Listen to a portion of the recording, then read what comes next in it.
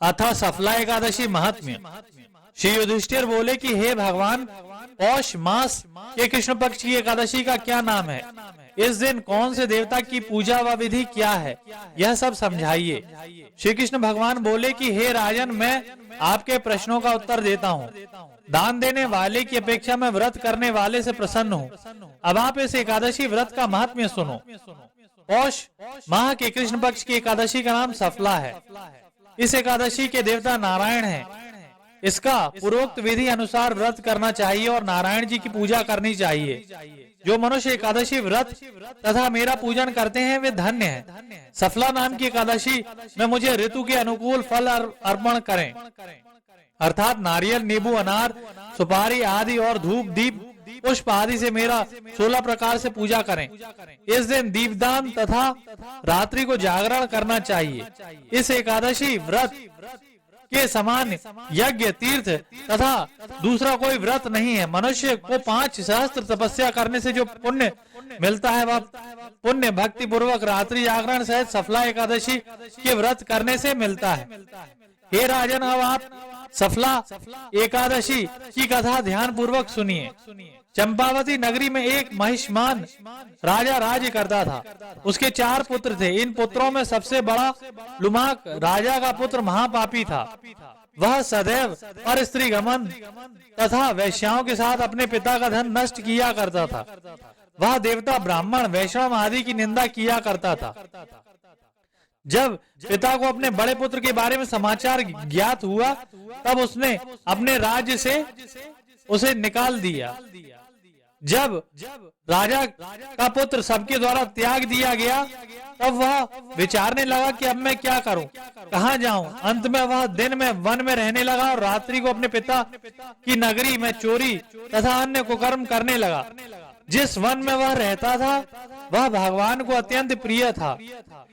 उस वन में एक बहुत पुराना पीपल का वृक्ष सब देवताओं का क्रिया स्थल था। इसी वृक्ष के नीचे लुम्बक रहता था। कुछ दिनों के पश्चात पौष माह के कृष्ण पक्ष की दशमी के दिन वह वस्त्रहीन होने के कारण शीत से मूर्छित हो गया।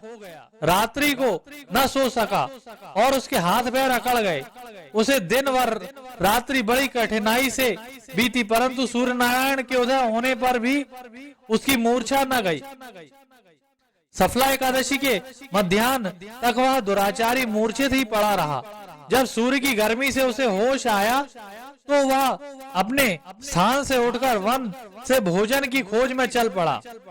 उस दिन वह जीवों को मारने में असमर्थ था, इसलिए जमीन पर गिरे हुए फलों को लेकर पीपल के वृक्ष के नीचे आया। जब सूर्य भगवान अस्तांचल को प्रस्थान कर गए तब फलों को पीपल की जड़ के पास रख कहने लगा कि हे भगवान, इन फलों से आप ही तृप्त होवें। ऐसा कहकर वह रोने लगा और रात्रि को उसे नींद न आई। इस महापापी के व्रत तथा रात्रि जागरण से भगवान अत्यंत प्रसन्न हुए और उसके समस्त पाप नष्ट हो गए। प्रातः ही एक दिव्य घोड़ा अनेकों सुंदर वस्तुओं से सजा उसके सामने आ खड़ा हो गया और आकाशवाणी हुई कि हे राजपुत्र, भगवान नारायण के प्रभाव से तेरे समस्त पाप नष्ट हो गए हैं। अब तू अपने पिता के पास जाकर राज्य प्राप्त कर। राजा के पुत्र ने जब ऐसी आकाशवाणी सुनी तो वह अत्यंत प्रसन्न हुआ और हे भगवान, आपकी जय हो ऐसा कहता हुआ सुंदर वस्त्रों को धारण कर अपने पिता के पास गया। उसने संपूर्ण कथा कह सुनाई और पिता ने अपना राजभार सौंपकर वन का रास्ता लिया। अब राजा का पुत्र शास्त्र अनुसार राज्य करने लगा। उसके स्त्री पुत्र आदि भी परम भक्त बन गए। वृद्धावस्था आने पर वह अपने पुत्र को गद्दी दे भगवान का भजन करने के लिए वन में चला गया और अंत में विष्णु लोक को गया।